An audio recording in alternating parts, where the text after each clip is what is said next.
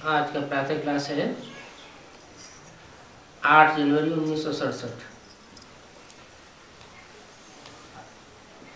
Record चला है बचपन के दिन भुला दिए, आज हंसे कल रुला माना।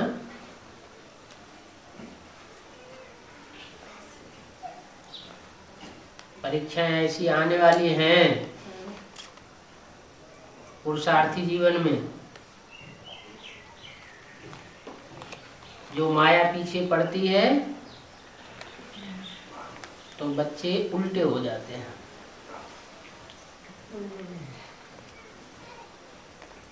और जब बुद्धि उलट जाती है तो कोई कितना भी प्यारा हो, कितना भी अटैच्ड हो, खिलाफत होने लगती है।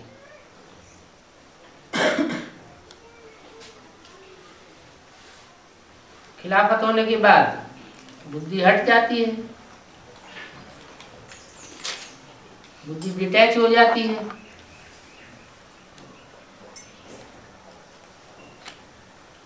तो बोला मीठे मीठे शिकील दे बच्चों ने ये गीत सुना। शिकील दे सिख सिख से मिला जाता है जिनसे बहुत दिनों के बाद। क्यों बिछड़े हुए? क्या बात हो गई जो बिछड़ गए? माया बीच में आई ना। ड्रामा प्लान अनुसार ऐसे ऐसे गीत सिलेक्ट किए हुए हैं, मनुष्य चक्रित हो जाते हैं।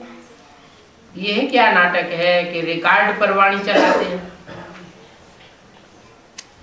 ये फिर किस प्रकार का ज्ञान है?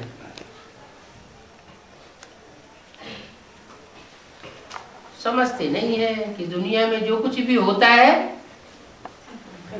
वो सब कल्याणकारी ड्रामा नुदा हुआ है।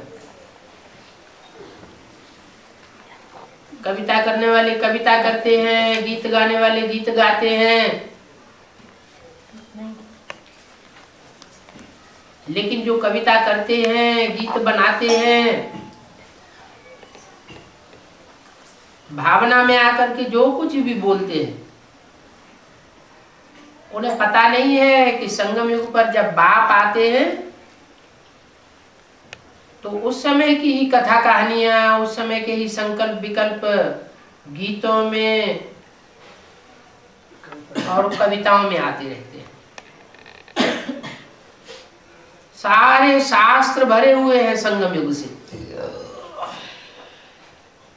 रामायण में सारी कथा संगम युग की है, त्रेता युग की नहीं है। त्रेता और सतयुग की कोई हिस्ट्री मनुष्यों के पास नहीं है। हिस्ट्री उसे कहा जाता है जिसका प्रूफ दिया जा सके। मनुष्य के पास 2500 साल की हिस्ट्री है। 2500 साल से पहले के कोई प्रूफ मनुष्यों के पास नहीं है। जो प्रूफ देकर बता सके कि 2500 साल पहले क्या था, किसी को पता नहीं। जितने भी दुनिया के दूसरे दूसरे धर्म आए हैं, अपने आदि सनातन धर्म को छोड़ करके, वो सारे ही धर्म 2500 वर्ष के अंदर आए, जिन्होंने इस दुनिया में आकर के द्वैत फैलाया।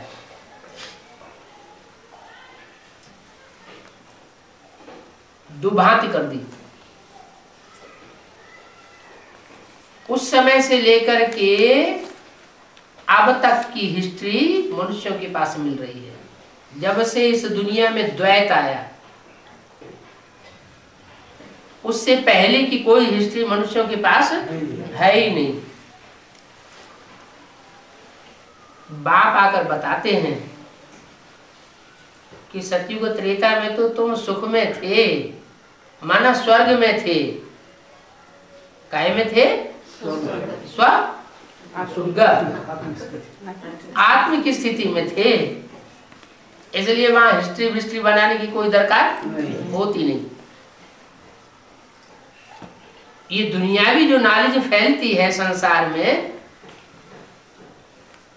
तब फैलती है जब द्वैतवाद शुरू होता है, दो दो मतें शुरू होती हैं, दो दो धर्म शुरू होते हैं, दो दो राज्य दुनिया में शुरू होते हैं।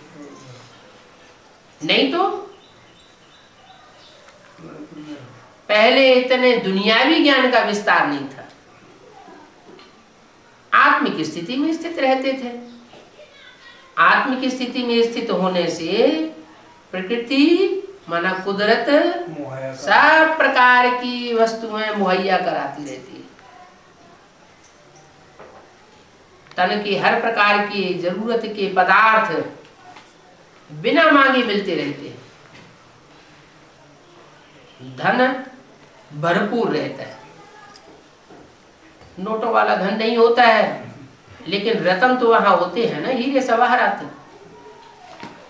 वो भरपूर होते हैं, कोई प्रकार की कमी नहीं होती। शरीर भी निरोगी होता है। यहाँ तो शरीर के 5 तत्व भी तामसी हो जाते हैं। तो इसका मूल कारण क्या हुआ कि 2500 वर्ष की हिस्ट्री में दुख ही दुख बढ़ता चला गया, मतांतर बढ़ते चले गए, धर्मों की संख्या बढ़ती चली गई, धर्म पिताएं आते चले गए और उन्होंने अपने तरीके से धर्म की धारणाएं सिखाई और दुनिया नीचे गिरती चली गई, दुख द्वंद बढ़ता चला गया। उसका एक ही कारण बाप बताते हैं कि आत्मिक स्थिति खत्म हो जाती है। जब से द्वैतवाद आता है तब से आत्मिक स्थिति खत्म। उससे पहले देवताओं की आत्मिक स्थिति थी, समझते थे कि हम ज्योति बिंदु आत्मा है। अभी क्या समझते हैं? अभी समझते हैं हम 5 तत्वों का पुतला है, आत्मा तो भूल गई। शास्त्रों में कहीं कहीं लिखा हुआ है आत्मा अणुरूप है, आत्मा ज्योति है, फिर कह देते ज्योति ज्योति में समा जाती है। अब ज्योति ज्योति में समा जाए तो आत्मा अविनाशी रही या विनाश हो गया? आत्मा का तो विनाश हो गया। फिर दूसरी तरफ शास्त्रों में कहते हैं आत्मा अविनाशी है। आत्मा ज्योति अगर परमात्मा में लीन हो जाए, ज्योति ज्योति में समा जाए, तो आत्मा तो चलो लीन हो गई, विनाश हो गया उसका। फिर परमात्मा इस सृष्टि पर बार बार क्यों दिखा दिया? शास्त्रों दिखाते हैं, हर युग में भगवान आते हैं, हर त्रेता में राम आकर के जन्म लेते हैं। ये क्या बात है? भगवान इस सृष्टि पर हमेशा के लिए बांधा हुआ है और आत्मा की हमेशा के लिए मुक्ति हो जाती है। ये तो कोई बात ही नहीं। बाप कहते हैं आत्मा भी अविनाशी है, परमात्मा भी अविनाशी है, दोनों का पार्ट भी अविनाशी है। और इस सृष्टि पर जो 5 तत्व हैं, पृथ्वी, जल, वायु, अग्नि, आकाश, ये 5 एलिमेंट भी अविनाशी है। सिर्फ इस सृष्टि पर हर एक का रूप बदलता रहता है। जो रूप आज है वो कल नहीं रहेगा, जो रूप कल होगा वो उसके बाद नहीं रहेगा। 5 तत्व भी अपना रूप बदलते हैं। आत्मा भी सतो प्रधान से सतो सामान्य, रजो और तमो की ओर जाती है। प्रकृति के 5 तत्व भी 4 अवस्थाओं से गुजरते हैं। तो 4 अवस्थाओं से गुजरने के बाद आखिरी अवस्था कौन सी होती है? तामस, तामसी अवस्था बनती है। आत्माओं की भी बनती है। परमात्मा पार्ट इस पर जब भी चलता हो, शास्त्रों में तो दिखा है हर युग में आता है। भगवान कहते हैं मैं सिर्फ एक की बात। जो चौथा युग होता है इस सृष्टि का, तामसी युग, उसके अंत में आता हूं। तामसी युग के अंत में आकर के उस युग को पलट करके सात्विक युग बना के जाता हूं। ये कार्य मेरे सिवाय दुनिया का और कोई मनुष्य मात्र नहीं कर सकता। क्या कि तमो प्रधान दुनिया को पलट करके सतो प्रधान सत्य की दुनिया बनाई की जाए, झूठ दुनिया को बदल करके सत्य की दुनिया बना की जाए। क्यों नहीं बना सकता कोई? क्योंकि सत्य कोई है ही नहीं। गॉड इज ट्रुथ कहा जाता है। एक भगवान बाकी सच्चा है और बाकी इस दुनिया में कलयुग के अंत में सब झूठे हो जाते हैं। द्वापर के आदि में जब शास्त्र रचे गए थे तो उन शास्त्रों में कुछ सच्चाई थी, सतो प्रधान शास्त्र भी थे। लेकिन शास्त्र लिखने वाले जो विद्वान आचार्य थे, जो कवि थे, वो तो चले गए। उन कवियों ने जो कविता रची उसमें जो भाव भंगिमा भरी, उसका इंटरप्रिटेशन उन्होंने किया नहीं और वो चले गए। उसके बाद जो परवर्ती आए वो भी मनुष्य ही तो थे। मनुष्य संग के रंग में आता है, संग का रंग लगता है तो नीचे गिरता है। सृष्टि तामसी बनती जाती है, प्रकृति तामसी बनती जाती है और जो भी धर्म है वो सब सतो प्रधान से तामसी की ओर जाते हैं। ऊपर से जो भी आत्माएं नई नई उतरती है वो सब नीची कैटेगरी की आत्माएं उतरती जाती है। सृष्टि के आदि में जो आत्माएं उतरी थी, सत्युग के आदि में, वो श्रेष्ठ आत्माएं होती है। उसके बाद जो भी आत्माएं उतरती हैं वो उत्तरोत्तर घटिया किस्म की आत्माएं आती हैं, तो उनके संग का रंग लगता है। संग का रंग लगता है क्यों? क्योंकि ऊपर से आने वाली आत्माओं की संख्या बढ़ती जाती है। सतो प्रधान आत्माएं सृष्टि की शुरुआत में थोड़ी आती है, फिर बढ़ती चली जाती है। आज सृष्टि की आबादी मनुष्यों की 500-700 करोड़ के बीच है और सतयुग के आदि में मनुष्यों की आबादी 9 लाख थी। कहां 9 लाख और कहां 500-700 करोड़। सतयुग त्रेता में इतनी आबादी बढ़ती भी नहीं है। वहां 2500 वर्ष के अंदर सारी दुनिया की आबादी बढ़कर के 10 करोड़ हो पाती है। कहां 700 करोड़ और कहां 10 करोड़।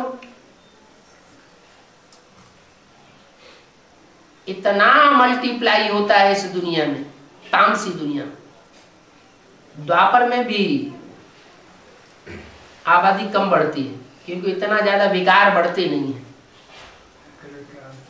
कलयुग में तो आकर के विकारों की अति हो जाती है और जितना जितना विकार बढ़ते हैं उतना ज्यादा फिर विचार बढ़ता है। जो विकारी होता है वो एक से संतुष्ट नहीं होता। जब एक से संतुष्ट नहीं होता है तो वो उसकी दृष्टि वृत्ति इधर उधर दौड़ती है, जैसे जानवरों में सब दुनिया हो जाती है। जानवरों की दुनिया में और मनुष्यों की दुनिया में आज कोई अंतर विकारों में नहीं रह गया। विकार जानवर फिर भी संयत होकर के भोगता है,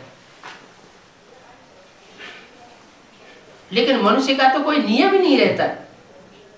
जब ऐसी सृष्टि हो जाती है और विकारों के कारण जनसंख्या बहुत बढ़ जाती है, सारी की सारी आत्माएं आत्मलोक से या कहो परमात्मा लोक से या ब्रह्मलोक से इस सृष्टि पर उतर आती हैं, तो बहुत बनारा बढ़ जाता है, अशांति बढ़ जाती है।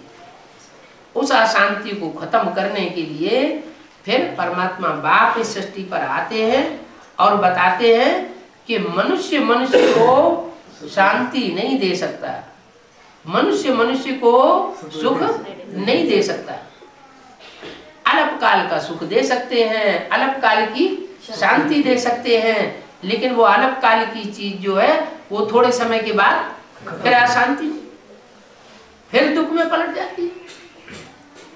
सदा काल की शांति तो मैं ही आकर के देता हूं। क्यों? मैं सुख शांति आकर के क्यों देता हूं? मेरा अकेला का ही पार्ट क्यों नुदा हुआ है? और इतने 500-700 करोड़ मनुष्य, उनका पार्ट क्यों नहीं नुदा हुआ है? इतने बड़े बड़े धर्म पिता है, इतने बड़े बड़े महात्माएं, इतने बड़े बड़े मनीषी विद्वान आचार्य सृष्टि पर आए हैं, महर्षि विवेकानंद, गुरु नानक और क्या नाम ये इब्राहिम बुद्ध क्राइस्ट आदि, ये क्यों नहीं कर सकते? इसलिए नहीं कर सकते कि वो सुख और शांति भोगने वाले हैं। मैं सुख भोगता ही नहीं, मैं दुख भोगता ही नहीं। तो न मैं दुख भोगता हूं, न मैं सुख भोगता हूं, मैं अभोक्ता हूं।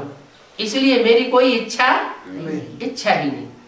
सदा काल के लिए इच्छा मात्रम अविद्या, माना मैं सदा शिव हूं, सदैव के लिए कल्याणकारी हूं।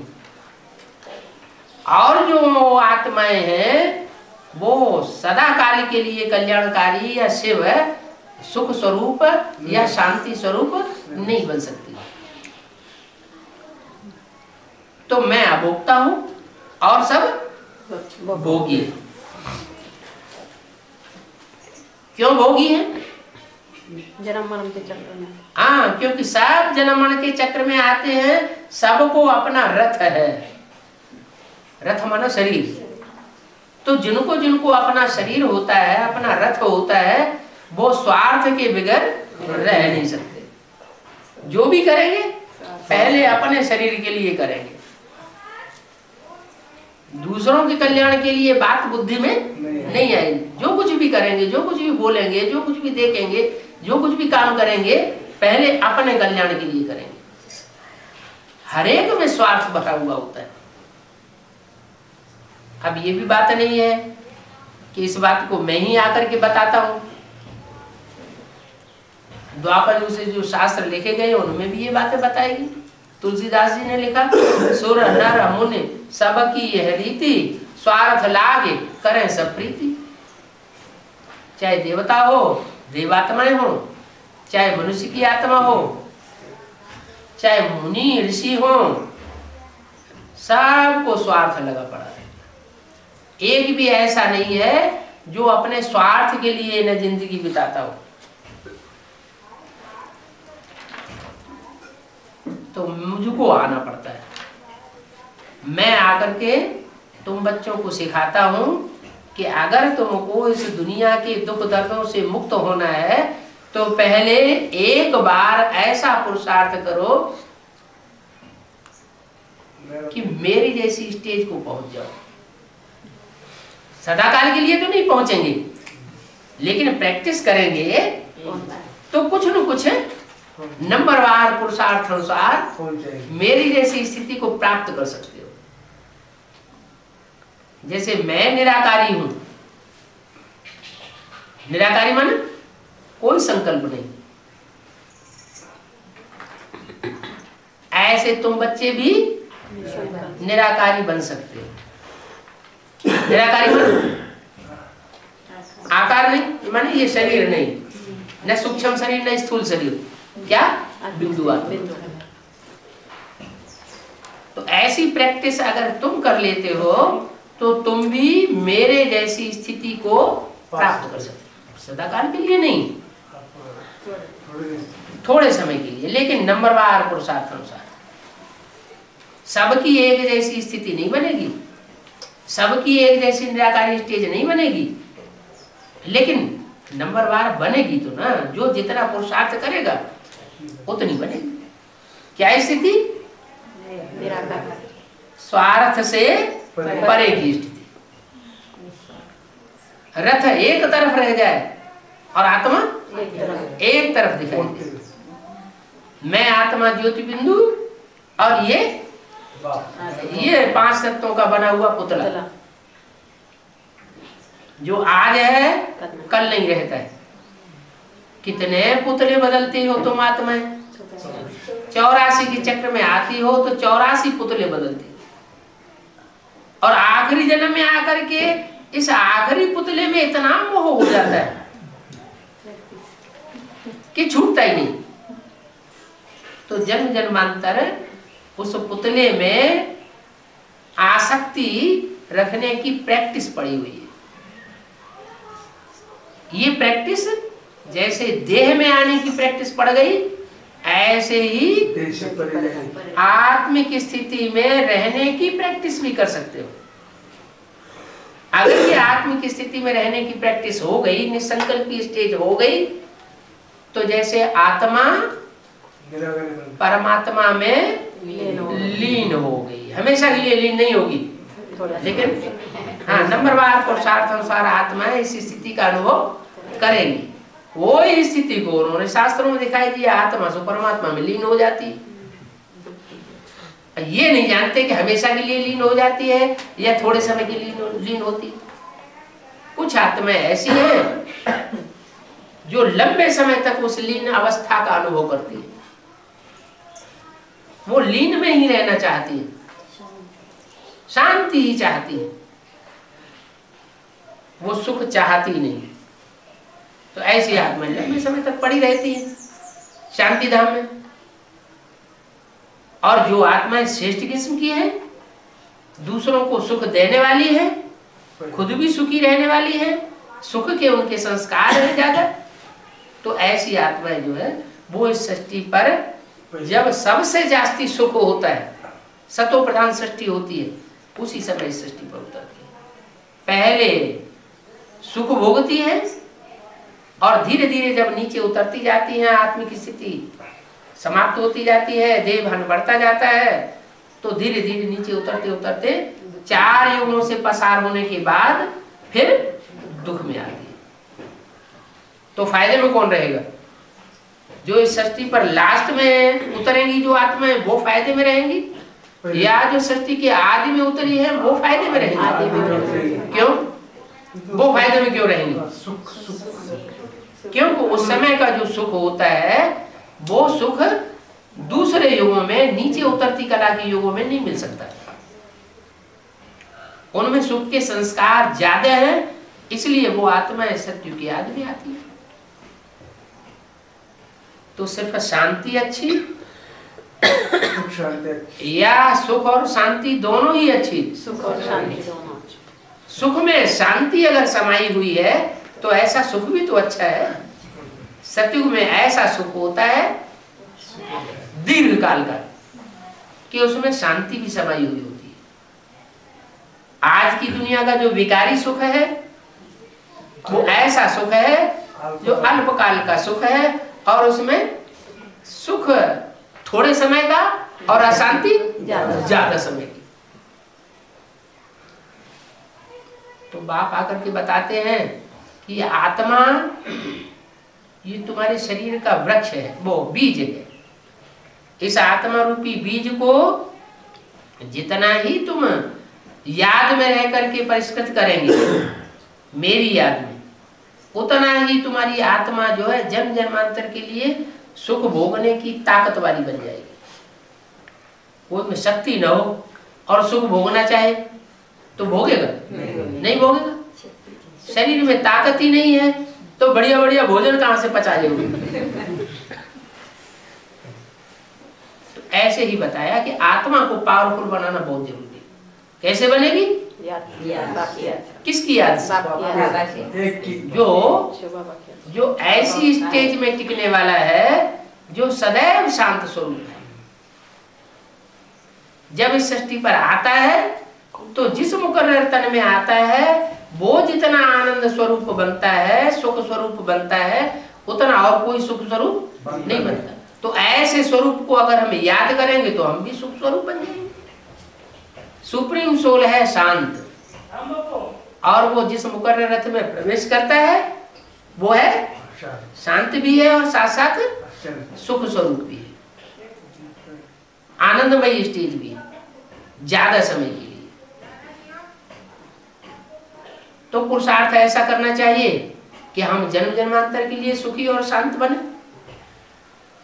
2500 साल के लिए तो ये निश्चित है कि आत्मा सुख और शांत भोग सकती है।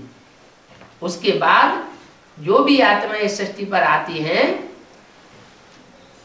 2500 वर्ष के बाद, उनमें कोई आत्माएं ज्यादा लंबे समय तक सुख भोगती है, कोई कम भोगती है। आने वालों में जो ज्यादा लंबे समय तक सुख भोगती हैं वो आत्माएं सनातन धर्म की होती है। द्वापर में भी सनातन धर्म की आत्माएं उतरती रहती है। ऐसे नहीं कि सत्युग त्रेता में ही सनातन धर्म की आत्माएं ऊपर से नीचे आती है। हर धर्म की आत्मा, चाहे जब से वो धर्म शुरू हुआ हो, अंत तक उस धर्म की आत्माएं इस सृष्टि पर उतरती ही रहती है। सनातन धर्म की, देवता धर्म की आत्माएं अभी भी इस सृष्टि पर उतर रही है। इसलिए कहीं कहीं देखा जाता है कोई कोई परिवार ऐसे होते हैं, बहुत सुखी परिवार होते हैं, लॉ एंड ऑर्डर परिवार में ही लगा हुआ पड़ा है, एक के ऑर्डर पे पूरा परिवार चलता है। जैसे घर का मुखिया घर का राजा बन करके बैठा हुआ हो, और सबको समान रूप से देखने वाला भी। तो सनातन धर्म की भी आत्मा अंत तक इस सृष्टि पर रहती है, उतरती रहती है। ऐसे नहीं इस्लाम धर्म की आत्माएं ही अभी उतर रही है, बौद्ध धर्म की। हाँ, तो उनके 84 जन्म कैसे, जब आदि धर्म के होंगे, उनके 84 जन्म कैसे होंगे? सबके 84 जन्म नहीं होते हैं। आज सनातन जो त्रेता में जो आत्माएं उतरती हैं, त्रेता में जनसंख्या बढ़ती है कि नहीं, तो उनके 84 जन्म होंगे? नहीं। कैसे होंगे? जो आत्माएं कम जन्म लेने वाली होती हैं, लेकिन सत्युग त्रेता में तो आती हैं, वो द्वापर युग से दूसरे दूसरे धर्मों में कन्वर्ट होने लगती है। क्या अंतर क्या होता है 84 जन्म लेने वालों में और कम जन्म लेने वालों में? जो सत्युग त्रेता में तो आते हैं, देवता तो बनते हैं, लेकिन सेमी देवता बनते हैं, पक्के देवता नहीं बनते। पक्के देवता वही कहे जाते हैं जो पूरे 84 का चक्र लगाते हैं। 84 जन्मों में से एक जन्म भी उनका कम नहीं होता। तो वो पक्के देवताएं जो हैं वो जन्म जन्मांतर ऐसा पार्ट बजाते हैं जो पार्ट और किसी धर्म की आत्मा बजा ही नहीं सकती। क्यों? क्यों? वो डायरेक्ट भगवान बाप से वर्षा लेने वाले हैं, जो पूरे 84 जन्म लेते हैं। 84 जन्म लेने वाला नहीं होगा तो इसी सृष्टि पर शरीर छोड़ जाएगा, परम धाम में एक जन्म पड़ा रहेगा। एक जन्म जब ऊपर पड़ा रहेगा तो परमात्मा बाप सुप्रीम सोल से डायरेक्ट वर्षा लेने काबिल बनेगा क्या? नहीं बनेगा। अरे 9 लाख की तो बात ही छोड़ो, 4.5 लाख ही ऐसे निकलते हैं जो परमात्मा बाप से डायरेक्ट वर्षा लेते हैं। 4.5 लाख जो होंगे 9 लाख में, वो तो जन्म लेने वाले होंगे। उन जन्म लेने वालों ने भी कुछ न कुछ लिया तो है, लेकिन पूरा नहीं ले पाया, अधूरा लिया। इसलिए वो बाद में जन्म लेते हैं बच्चों के रूप में। और उन बच्चों को जो जन्म देने वाले रचयिता हैं वो पूरे 84 जन्म लेते हैं। पूरे 84 जन्म लेते हैं तो पूरा इस सृष्टि का इसी जन्म में 16 कला संपूर्ण का सुख भी भोगते हैं और दुख भी क्योंकि आखिरी जन्म में तो दुख भी इस सृष्टि पर बहुत होता है, और आखिरी जन्म में अंत में जब ये दुख की सृष्टि खत्म होती है तो सुख भी अति का होता है। 100% सुख और 100% दुख का युग कौन सा है? ये संगम युग है। 100% सुख और 100% दुख। इसलिए बताया है कि और किसी धर्म में ऐसा 100% श्याम काला पार्ट बजाने वाला और ऐसा 100% सुंदर पार्ट बजाने वाला और किसी धर्म पिता को नहीं कहेंगे। मैं जिस मुकर्रर रथ में प्रवेश करता हूं वो श्याम ते श्याम पाठ बजाता है और सुंदर ते सुंदर पाठ बजाता है। इसलिए एक ही शरीरधारी का नाम शास्त्र में क्या रख दिया? श्याम सुंदर। वो तथाकथित ब्राह्मण क्या समझ रहे हैं कि दादा लेखराज के रूप में इस जन्म में श्याम था और अगले जन्म में जब जन्म लेगा कृष्ण के रूप में तो सुंदर बन के पैदा होगा। तो श्याम सुंदर एक व्यक्ति का नाम है या दो व्यक्तित्व के नाम है? दो पर्सनालिटीज के नाम है? एक व्यक्ति का नाम दिया है शास्त्र में। तो उन्होंने दो पर्सनालिटी के नाम दिए हैं। उन्होंने पहले जन्म में श्याम था, अगले जन्म में सुंदर, तो दो का नाम देना उन्होंने तो पर्सनालिटी में। तो उनको मालूम नहीं ना, ये बात उनको बताई जाए कि श्याम सुंदर किसका गायन है, तो वो कहेंगे वो तो आत्मा का गायन है। तो आत्मा जो है उसका गायन नहीं होता है। आत्मा जब शरीर धारण करती है तब गायन भी होता है और ग्लानि भी होती है। आत्मा जब आत्म की स्थिति में है, शरीर धारण ही नहीं किया है, तो उसकी ग्लानि और गायन नहीं होता। गायन और ग्लानि ये साकार से जुड़े हुए हैं। भगवान के 32 करोड़ वाला चित्र बनाया है, उसमें 32 गुण दिखाए है ना। अब ये 32 गुण क्या बिंदु के होते हैं? गुण और अवगुण जो है वो बिंदु के नहीं होते हैं। वो बिंदु जब साकार में प्रवेश करता है तब उसके गुण भी होते हैं, अवगुण भी होते हैं। सुप्रीम सोल जब इस सृष्टि पर प्रवेश करता है मुकर्रर रथ में तो उसके गुण ही गुण होते हैं, अवगुण कोई नहीं होता। आत्माओं के गुण भी होते हैं, अवगुण भी होते हैं। आत्मा जब शरीर धारण करती है तब बिना शरीर धारण किए न आत्मा सुख भोगती है, न दुख भोगती है, न ग्लानि भोगती है, न गायन भोगती है। तो अज्ञानता के कारण कह दिया है कि परमात्मा की 32 गुण है। अरे उसके तो गुणों का सागर है, 32 गुणों में नहीं बांधा जाता। हाँ ये कह सकते हैं कि खास खास गुण उसमें दिखाए गए। तो आत्मा पुरुषार्थ करके, क्या करके? पुरुषार्थ नाम क्यों दिया? पुरुष, पुरु माना पुरी, पुरु माना पुरी माना शहर, गांव, कस्बा। ये शरीर जो है क्या है? पुरी है। इसमें कौन रहने वाला है? आत्मा। आत्मा इस शरीर रूपी पुरी में सोती है, आराम करती है, इसलिए पुरुष कहा जाता है। पुरुष कहा जाता है। तो क्या कीड़े मकोड़ों को आत्मा नहीं होती है? उनको आत्मा होती है कि नहीं? आत्मा तो होती है। तो उनको भी पुरुष कहो। वो अपने शरीर रूपी रथ में आराम नहीं करते हैं? अपने शरीर रूपी पुरी में आराम नहीं करते क्या? सोते नहीं है? तो फिर वो उनको पुरुष क्यों नहीं कहा? है? बुद्धि वाले मनुष्य को गायन नहीं, वो तो ठीक है, बुद्धि रूपी हो या मन रूपी हो, जो भी हो, लेकिन वो आत्मा तो है ना। आत्मा अपने शरीर रूपी पुरी में सोती है, आराम करती है, इसलिए उसको पुरुष कहा जाता है। तो पुरुष जो है इसलिए कहा गया, चैन की नींद होती है एक, और एक बेचैनी की नींद होती है। क्या?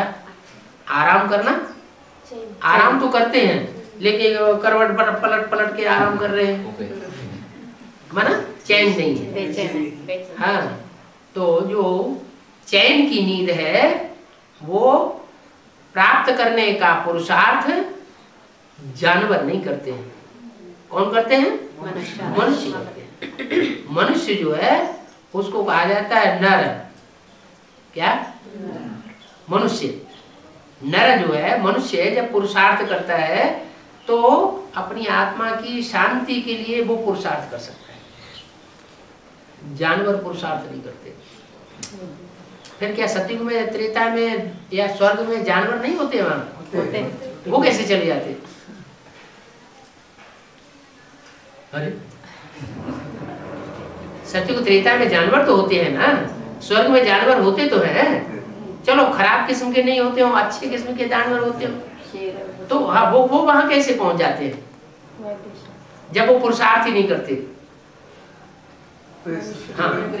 हाँ मनुष्य जब सुधरता है तो उसके वाइब्रेशन से, उसके वातावरण में रहने से जानवर भी सुधर जाते हैं, और मनुष्य जब बिगड़ता है तो उसके वातावरण से, वाइब्रेशन से जानवर भी बिगड़ जाते हैं। क्योंकि उनको अपनी मन बुद्धि नहीं है उतनी तीक्ष्ण। जितनी तीक्ष्ण मन बुद्धि मनुष्य को होती है उतनी तीक्ष्ण बुद्धि उनको नहीं होती है। जानवर हुए, पशु पक्षी हुए, कीड़े मकोड़े हुए, इनकी आत्मा में अपने अपने तरीके की मन बुद्धि है, माना जड़त्वमयी मन बुद्धि है। क्या? और मनुष्य होते हैं कोई जड़ बुद्धि, लेकिन फिर भी जानवरों के मुकाबले तीक्ष्ण बुद्धि होती है। तीक्ष्ण बुद्धि, जितनी तीक्ष्ण बुद्धि होगी और जितनी सात्विक बुद्धि होगी उतनी ही आत्मा हल्की होगी, और जितनी ही डल बुद्धि होगी हाँ उतनी तामसी होगी, दुखदाई और भारी, स्थूल, जड़त्वमयी। पेड़ पौधों में भी आत्मा होती है। पेड़ पौधों की जड़ काटी जाए नीचे से तो ऊपर क्यों सूखने लगते हैं? सूखते हैं ना। हाँ तो इसका मतलब उनमें भी आत्मा तो है, लेकिन जड़त्वमयी आत्मा है। वो जड़त्वमयी आत्मा मनुष्यों से उसको कंपैरिजन नहीं किया जा सकता है।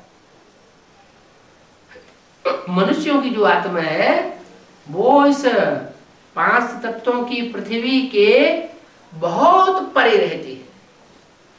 परमधामवासी की जब आत्माएं होती हैं सृष्टि में, जब विनाश बर्पा होता है तो जो मनुष्य आत्माएं हैं वो बहुत ऊंची स्टेज में रहती है, माना इस पृथ्वी के वायुमंडल से भी परे, सूरज चांद सितारों की दुनिया और सूरज चांद सितारों की दुनिया से भी परे। जो सूरज चांद सितारों की दुनिया है उससे भी पारलोक में, और पारलोक में भी नीचे तबक्के में जड़त्व बुद्धि वाली आत्मा है। जितनी ज्यादा जड़त्व बुद्धि वाली उतनी नीचे पृथ्वी के नजदीक, इससे ज्यादा वो ऊपर जा ही नहीं सकती।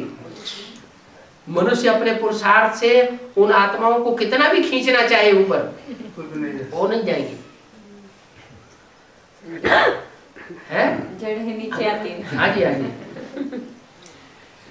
जैसे कीड़े मकोड़े हैं, सर्प है, बिच्छू है, इनको चाहे जितना पाल करके दूध पिलाओ हटेंगे, लेकिन वो जब वो उनका हटा, उनका टाइम आएगा, नजदीक आएंगे फिर तो ये नहीं देखेंगे इसने हमको पाला है, ये हमारा मालिक है, इसने इतनी परवरिश की है, वो फिर भी उसको दुख देंगे। आज दुनिया में बच्चे भी ऐसे हैं, और बच्चों की माँ बाप कितनी भी बढ़िया परवरिश करें, लेकिन जो आसुरी किस्म के होंगे वो काटेंगे, दुख देंगे, परेशान करेंगे। तो ऐसे ही सृष्टि पर आत्माओं का हिसाब है। वो सुप्रीम सोल सब आत्माओं का बाप है। ऐसे नहीं कि मनुष्य आत्माओं का ही पिता है। कीड़े मकोड़े, पशु पक्षी, जलचर, थलचर, इनका पिता नहीं है, इन आत्माओं का पिता नहीं है, सबका पिता है। तो वो सबका पिता है। जड़त्वमयी आत्माओं का भी पिता है और चैतन्य आत्माओं का भी पिता है। चैतन्य आत्माओं में जो मनुष्य हैं उनमें कोई ऐसे भी हैं जो नर से नारायण जैसे बन जाते हैं, पुरुषार्थ करके नर से नारायण बन जाते हैं, और कोई ऐसे हैं जो नर से नारायण नहीं बनते हैं प्रजावर्ग में रह जाते हैं। प्रजावर्ग में भी 4th क्लास प्रजावर्ग पढ़ते। चांडालों का काम क्या होता है? फांसी पे चढ़ाना। उनको उतनी बुद्धि नहीं होती।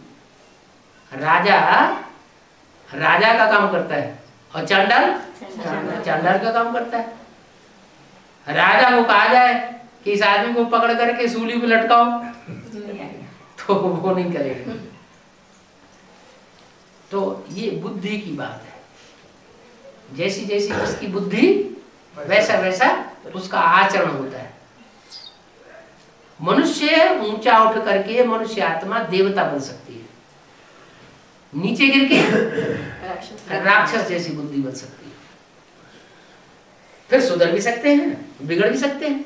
लेकिन सुधरने का कारण क्या और बिगड़ने का कारण क्या? संग।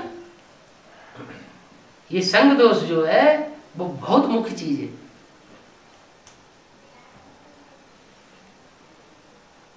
किसका संग करने से नीचे गिरते हैं? मंद बुद्धियों का संग करने से नीचे गिरते हैं।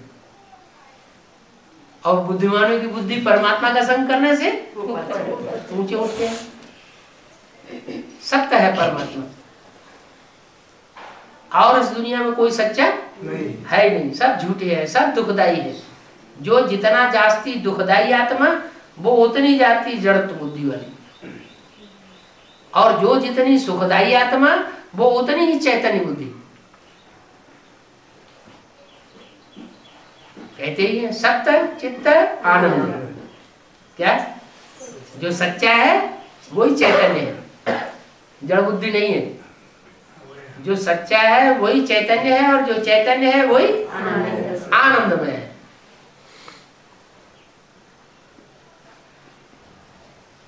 आनंद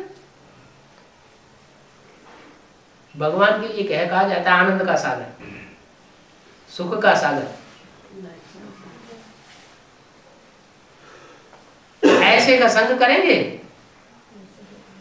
तो हम भी सुखी बनेंगे, चैतन्य बनेंगे। बुद्धिमान बाप का बच्चा भी कैसा होना चाहिए? बुद्धिमान होना चाहिए। इसलिए 3 देवताओं में और जिसको तीसरा नेत्र दिखाया जाता है उसको सबसे ऊपर रख दिया है। विष्णु को ऊपर नहीं रखा। विष्णु में इतनी बुद्धि नहीं है। कितनी? सन 76 में जब पुरानी दुनिया के विनाश और नई दुनिया की स्थापना की घोषणा की गई मुरली में, तो विष्णु वाली जो आत्मा है वो उस स्वरूप को पहचान पाए। भगवान के उस पार्ट को उस समय नहीं पहचान पाती। पहचान भी ले तो इतनी शक्ति नहीं है कि लोक लाज को त्याग करके उस आत्मा को फॉलो कर सके। और ब्रह्मा तो उनके लिए तो बोल ही दिया। क्या बोल दिया? बेबी बुद्धि है। क्या? ब्रह्मा को बाबा बेबी कहते हैं। बेबी कहते हैं क्या मतलब? बच्चा बुद्धि। बच्चा बुद्धि माना जैसे बच्चों की बुद्धि होती है ऐसी बुद्धि है। बड़ों की तरह उनकी बुद्धि नहीं थी। जितना शिव बाबा ने उनके मुख से बोल दिया बस उतना ही समझ लिया। जैसे प्राइमरी स्कूल में सूरदास कबीरदास के दोहे कविता चौपाइयाँ पढ़ाई जाती हैं तो वो उनको रट लेते हैं। बस उनका क्या गहरा अर्थ है फिर वो बच्चे जब बड़े होते हैं बीए में वही कविता और कविताएं पढ़ते हैं तो उनका गहरा अर्थ उनकी बुद्धि में बैठता है। तो बाबा ने ब्रह्मा को क्या बोला? बेबी बुद्धि। अभी भी ब्रह्मा की सोल मस्तक में प्रवेश करके जो इस सृष्टि का पिता है मनुष्य सृष्टि का, उसमें प्रवेश करके संग का रंग तो ले रही है, लेकिन फिर भी जब सूक्ष्म शरीर धारण करती है तो फिर गुड़िया दादी में प्रवेश करती है। उन्हीं के नजदीक पहुंच जाते हैं। इतना विस्तार का ज्ञान लेने के बावजूद भी उनकी बुद्धि में अभी तक भी ये नहीं बैठा क्या कि गीता का भगवान शिवशंकर बोलना निराकार शिव कैसे है, जबकि उसके संग के रंग से निराकार बनते भी हैं खुद बाबा, ब्रह्मा बाबा। शिव बाबा है, शिव बाबा बोल सकते क्या? शिव बोल सकते हैं क्या?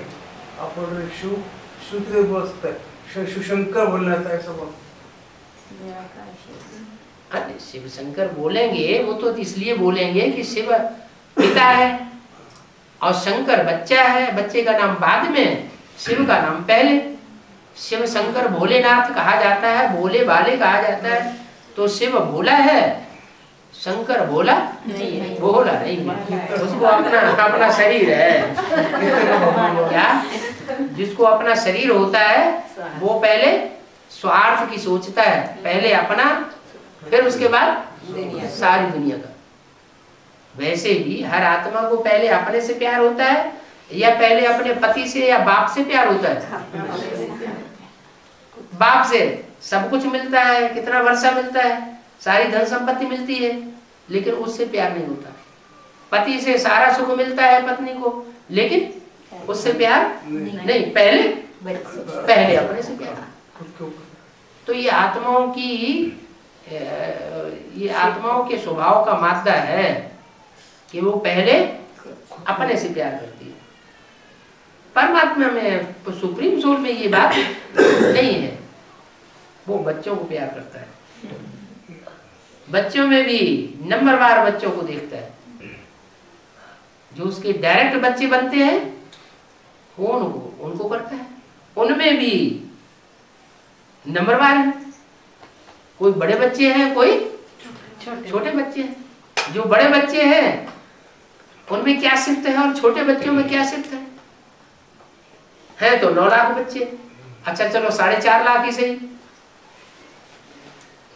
छोटे बच्चों में क्या सिफ्त होती है और बड़े बच्चों में क्या सिफ्त होती है जो बड़ों को ज्यादा प्यार करता है?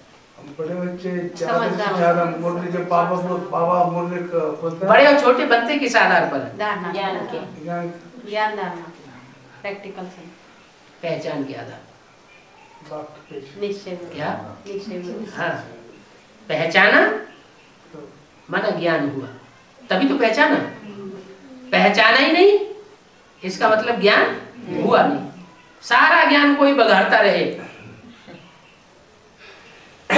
लेकिन बाप की पहचान न दे तो इसका मतलब खुद भी बाप को पहचाना नहीं है।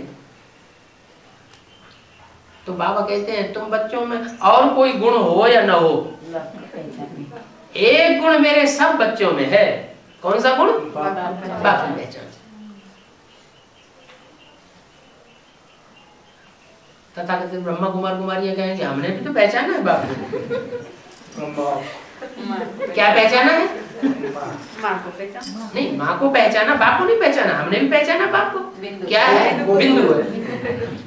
अरे बिंदु तो कीड़े मकोड़ों की आत्मा भी बिंदु है, पशु पक्षियों की आत्मा भी बिंदु है। जो भी 500-700 करोड़ मनुष्य है वो सब ओरिजिनल रूप में बिंदु है। तो ये पहचान कोई पहचान थोड़ी हुई। असली पहचान तो ये है कि वो किस साकार स्वरूप में आकर के सारी सृष्टि को परिवर्तित करता है। इस सृष्टि में किस स्वरूप में आकर के भगवान या परमात्मा संग का रंग लगा करके सारी सृष्टि को पलटता है।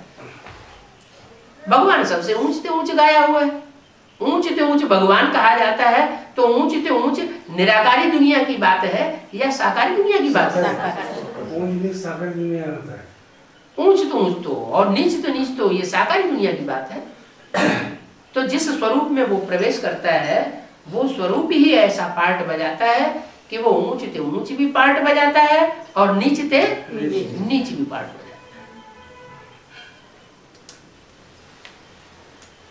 84 लाख योनियों में डाल दिया है। क्या?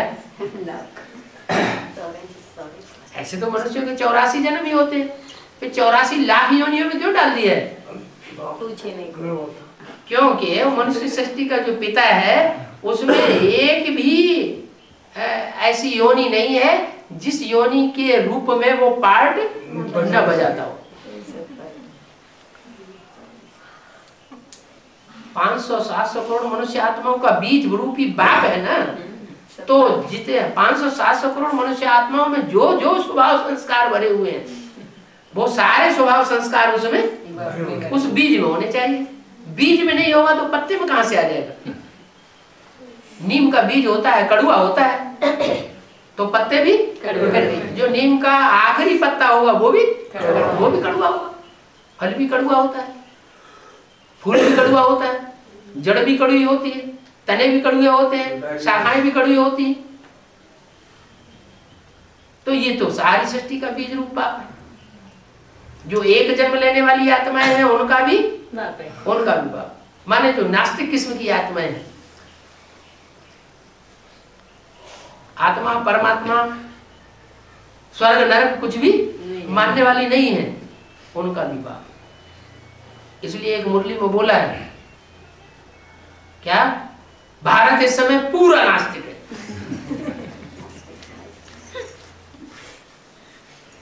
पूरा नास्तिक है माना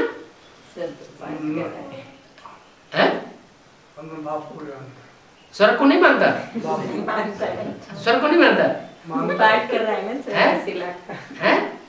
पाठ कर रहा है। नहीं, नास्तिक माना किसी के ऊपर आस्था न रखने वाला, ना आस्था, किसी के ऊपर उसको विश्वास नहीं, खुद के ऊपर नहीं तो दूसरे के ऊपर। हाँ, खुद के ऊपर भी विश्वास नहीं। कोई कहे, कोई प्रजापिता वाली आत्मा से कोई कहे जाके तुम भगवान हो, तो मानेगा? नहीं। तुम शंकर जी हो, तो मानेगा? शंकर जी हम क्या शंकर? तुम राम की आत्मा हो, तो मानेगा? नहीं मानेगा।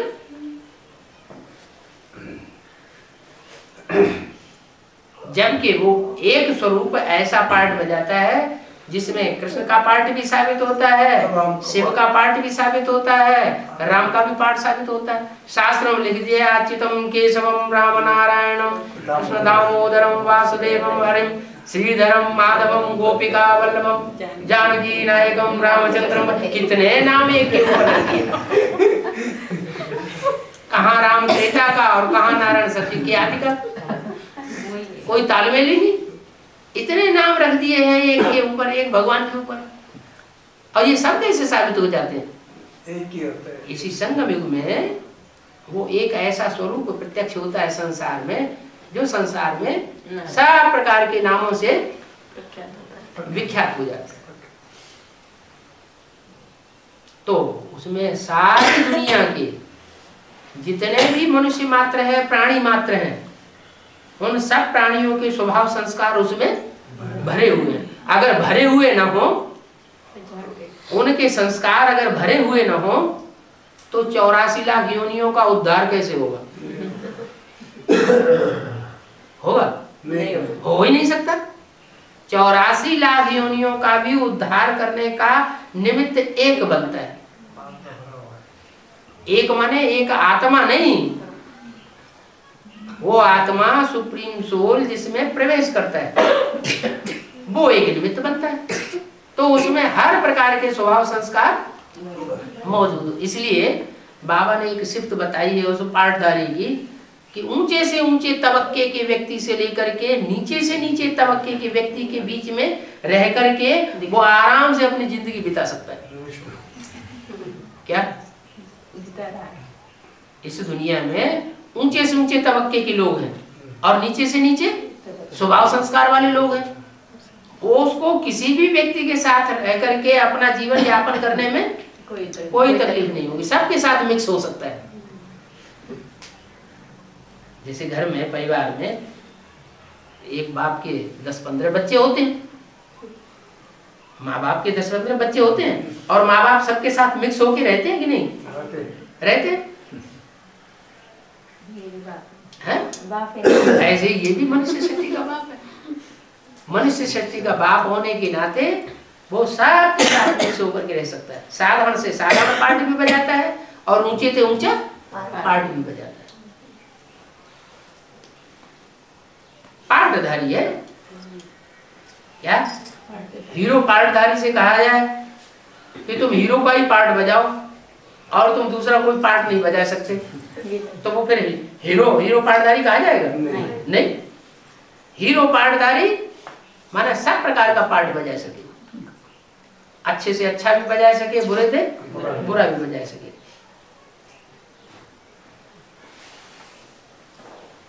अच्छा और बुरा उसमें क्यों भरा हुआ है 100%?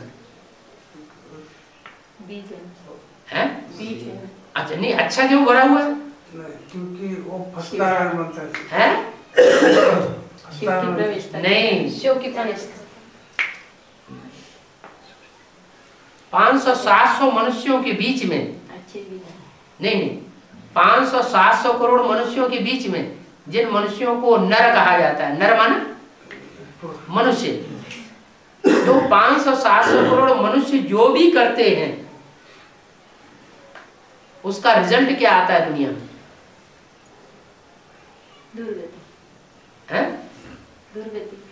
नरक। नरक का नर जो कुछ करे उसको नरक दुर्गति कराता है। नरक माना नर ने जो कुछ भी किया वो सब नरक। और सुप्रीम सोल आकर के उसमें प्रवेश करके जो कुछ भी करता है उससे क्यों? क्योंकि वो सदाकाल का स्वस्थिति में स्थित होने वाला है। कौन? शिव। और पहले जन्म से लेकर के जब से उतरती कला शुरू होती है तब से लेकर के सृष्टि पर लास्ट तक जो मनुष्य सृष्टि का बाप है वो खुद भी नीचे गिरता है और दूसरों को भी अपने साथ साथ नीचे ले जाता है। नर जो कुछ करे सो नरक, और जो भगवान है वो सदाशिव है, सदैव स्वस्थिति में स्थित रहने वाला है, इसलिए वो जो कुछ करे वो ऊपर उठा के ले जाता है। वो करता है सदगति और वो करता है दुर्गति। इसलिए अगर मुरली में बोल दिया कि राम ही रावण बनता है, कृष्ण ही कंस बनता है, तो बुरा क्या बोल दिया? सच्ची बात बोली ना। जब सुप्रवेश था उस टाइम रावण है, जब सुप्रवेश नहीं था उस टाइम रावण था। हाँ, सुप्रवेश होने के बाद सुप्रीम सोल प्रवेश होने के बाद वो तो सुप्रीम सोल है, वो स्वर्ग बनाने वाला है, वो नरक बनाने वाला है, वो अभोक्ता है, वो भोक्ता है। एक है भोगी, एक है अभोगी। एक गर्भ से जन्म लेने वाला नहीं, इसलिए उसको कहा अजन्म, और एक है सबसे जास्ती जन्म लेने वाला। तो अंतर तो जरूर पड़ेगा। इसलिए जो प्रजापिता है उसमें दुनिया के सारे अवगुण उसमें भरे हुए हैं, और उसमें जो सुप्रीम सोल है कुछ भी नहीं, अवगुण